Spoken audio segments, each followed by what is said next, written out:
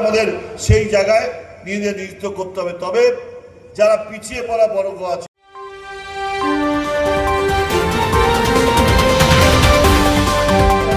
সেই জায়গায় নিজেদের নিযুক্ত করতে হবে। তবে যারা পিছিয়ে পড়া বর্গ আছেন, যারা অনগ্রসর শ্রেণীর মানুষ আছেন, তারা অনেক বেশি উপকৃত হবে। কোনো সমাজের কোনো অংশকে ছোট করে বৃহত্তর সমাজ গড়া যায় না। সমাজের প্রত্যেকটা অংশ যদি উন্নীত করা না যায়, তাহলে বৃহত্তর সমাজ গড়া যায় না। মমতা ব্যানার্জি সেই পথে হাঁটার চেষ্টা করছেন।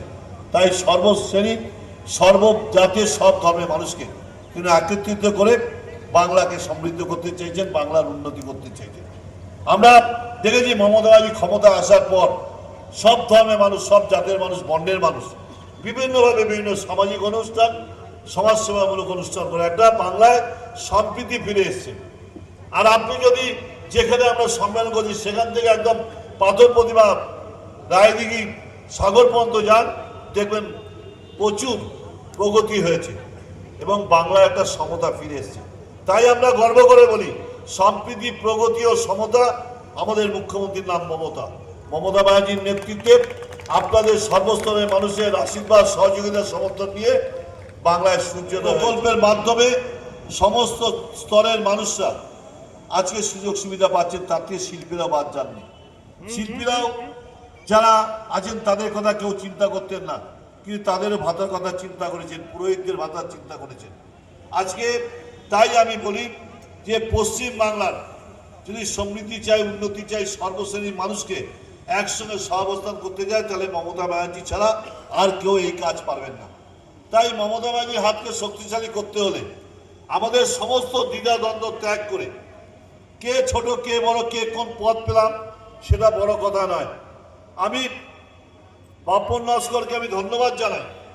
ও সীমিত ক্ষমতার মধ্যে দিয়ে দক্ষিণ চব্বিশ এক প্রান্ত থেকে আরেক প্রান্ত ছুটে যান, চেষ্টা করেন কিভাবে সেই শাখার সহকর্মী সতীর্থ সহযোদ্ধাদের পাশে থেকে সহযোগিতার হাত বাড়িয়ে দিন।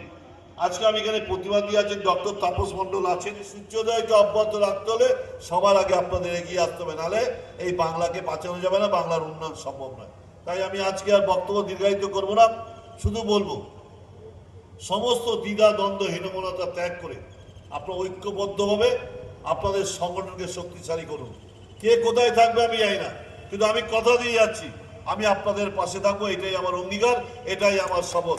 আমি আপনাদের পাশে থেকে কিভাবে সংগঠনকে আরো শক্তিশালী করা যায়, দলের পতাকে আরো উচ্চস্তরে উদ্গীন করা যায়, তার চেষ্টা করবো। এই বলে আমি সবাইকে আমার শুভেচ্ছা, প্রীতি, অভিনন্দন, বহদে আমার প্রণাম জানিয়ে আমি আমার বক্তব্য শেষ করছি। জয় হিন্দ, বন্দে মাতরম, জয় বাংলা, জয় বাংলা, জয় বাংলা।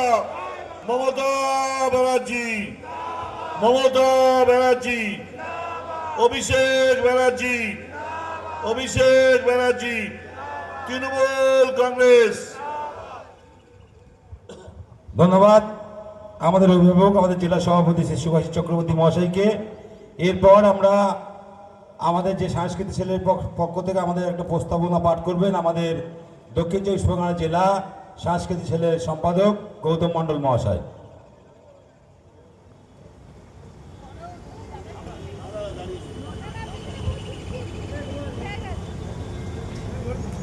মঞ্চ উপবিষ্ট সকল নেতৃত্বস্থানীয় এবং আমার শিল্পী ভাই বোনেরা এবং উপস্থিত বিভিন্ন সেলের যে সমস্ত মানুষজন